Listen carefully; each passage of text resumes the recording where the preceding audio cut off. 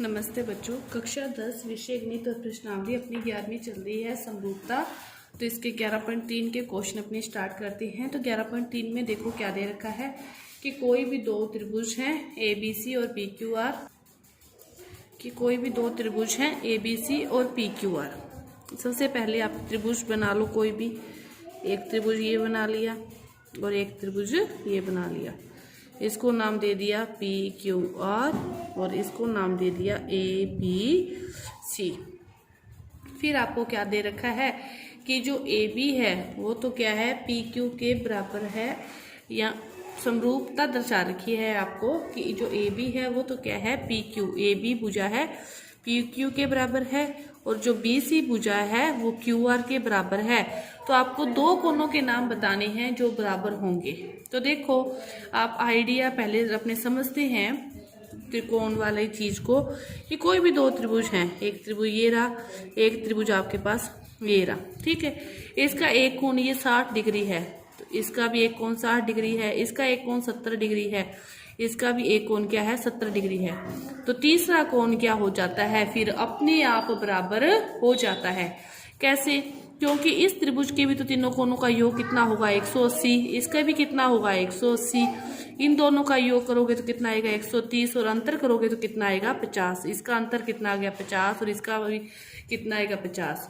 मतलब किसी भी त्रिभुज के अपने दो कोण को बराबर दर्शा देते हैं तो तीसरा कोण क्या हो जाता है अपने आप बराबर हो जाता है।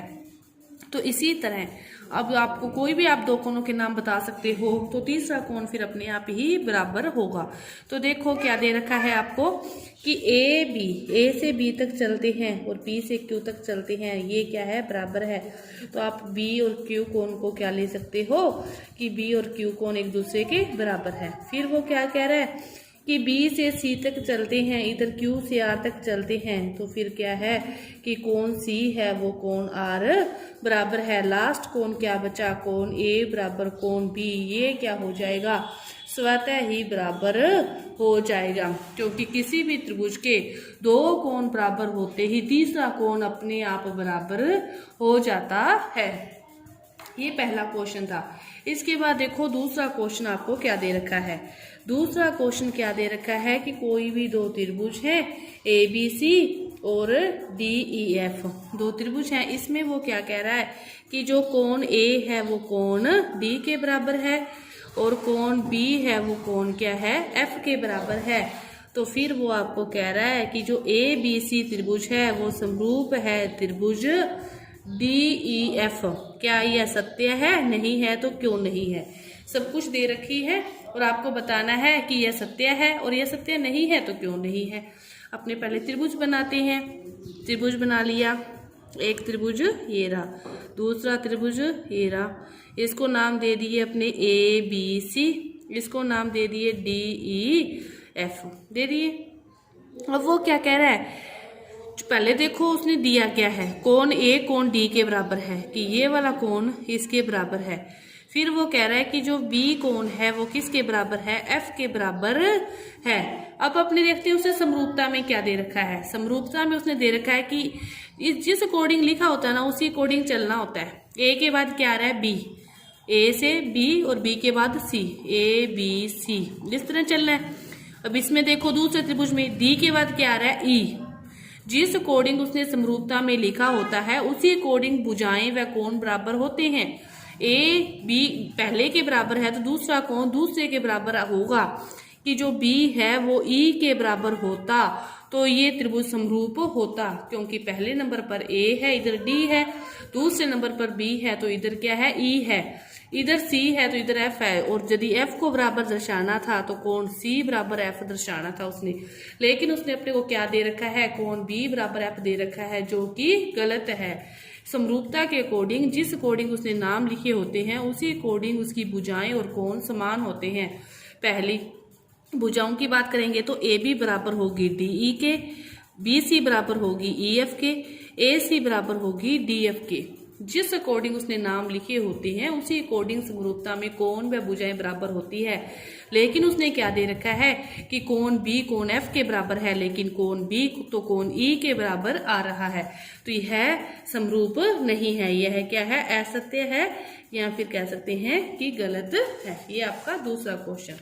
इसके बाद देखो तीसरा क्वेश्चन क्या दे रखा है कि जो त्रिभुज ABC है, अब उसने देखो क्या दे रखा है कि जो त्रिभुज ABC है वो समरूप है त्रिभुज FDE के। FDE के क्या है, समरूप है, दे दिया उसने। फिर उसने क्या दे रखा है कि AB अपॉन में DE इक्वल टू है BC अपॉन में EF, और फिर दे रखा है CA अपॉन में FD। अब आपको ये बताना है कि सही है या नहीं है। तो देखो अभी अभी मैंने दूसरे क्वेश्चन में आपको बताया कि समरूपता में जिस सीक्वेंस से चलते हैं उसी सीक्वेंस से आपको जैसे समरूप में दे रखा है तो उसी क्रम में ही उसके कोण व भुजाएं बराबर होती है। आपको समरूप त्रिभुज क्या दे रखे हैं, ABC और FDE। ABC और FDE, तो इसकी पहली भुजा क्या बनेगी, AB, तो इसकी पहली भुजा क्या बनेगी, FD, कि जो AB है वो किसके बराबर होगा, FD के।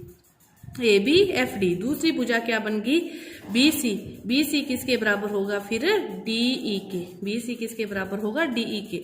फिर बची CA, CA किसके बराबर होगा, EF के। लेकिन उसने आपको क्या दे रखा है, AB अपॉन DE, लेकिन AB अपॉन तो FD आ रहा है। जिस अकॉर्डिंग उसने आपको समरूप दे रखे हैं उस अकॉर्डिंग AB अपॉन FD आ रहा है कि पहली भुजा तो इसकी भी पहली भुजा, तो फिर आपको अनुपात गलत दे रखे हैं या ये अपने समरूप नहीं कह सकते इन अनुपातों के अकॉर्डिंग इसको। यह भी क्या है, असत्य है, गलत है।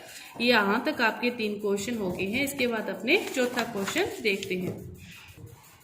इसके बाद देखो अगला क्वेश्चन दे रखा है आपको, क्या दे रखा है कि यदि किसी त्रिभुज की 2 भुजाएं एवं एक कोण दूसरे त्रिभुज की 2 भुजाएं और एक कोण क्रमशः समानुपाती व बराबर हो तो क्या दोनों त्रिभुज समरूप होंगे। तो यह कथन सत्य है या नहीं है, सत्य है या असत्य है, तो इसकी व्याख्या करने के लिए कह रहा है।